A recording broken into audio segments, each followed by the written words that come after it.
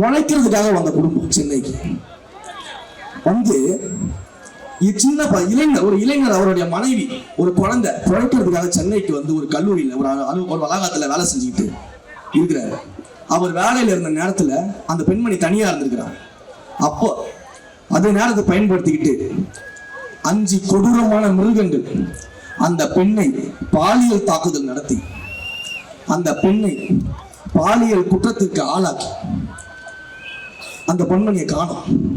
அலறிட்டு சத்தம் கேட்கறது, அந்த சத்தம் கேட்க கேட்க அவருடைய கணவர் ஓடி வர்றாரு, அலறி அடிச்சுட்டு ஓடி வர்றாரு. அவரை போட்டு கடுமையாக தாக்கி அவர் உயிருக்கே பிழைப்பாரா மாட்டார் என்ற நிலையில அவரை தாக்கிட்டு அந்த பெண்ணை கொண்டு போய் எங்கேயோ புதைச்சிட்டு தேட விட்டாங்க. தேடுறாங்க, பெண்ணினுடைய சடலம் கிடைக்குது.